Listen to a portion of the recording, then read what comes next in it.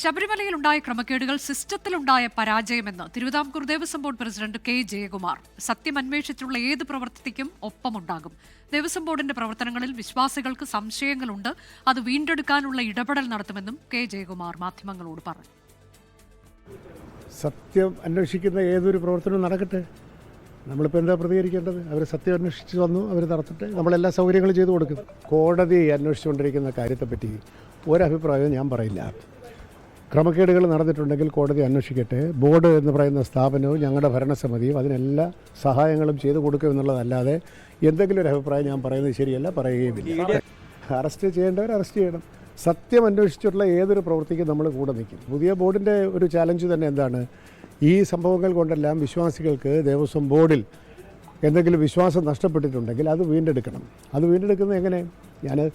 അതിപ്പം കൂടെ ഇങ്ങനെ പറയേണ്ട കാര്യമില്ല. വീണ്ടെടുക്കുന്നത് എങ്ങനെയെന്ന് പറഞ്ഞാൽ കൂടുതൽ സുതാര്യത ഉണ്ടാവണം, അക്കൗണ്ടബിലിറ്റി ഉണ്ടാക്കണം. അത്തരത്തിലുള്ള സിസ്റ്റംസ് പരിഷ്കരിക്കാനുള്ള ഒരു പരിശ്രമത്തിലാണ് ഞാനും. ലോകത്തെവിടെയായാലും ഏത് സമയത്തും 24 വാർത്തകളും ഓഗ്മെന്റഡ് റിയാലിറ്റി പാക്കേജുകളും എക്സ്പ്ലെയിനറുകളും വിശദമായി കാണാൻ ഞങ്ങളുടെ യൂട്യൂബ് ചാനൽ നിങ്ങൾക്ക് സബ്സ്ക്രൈബ് ചെയ്യാം.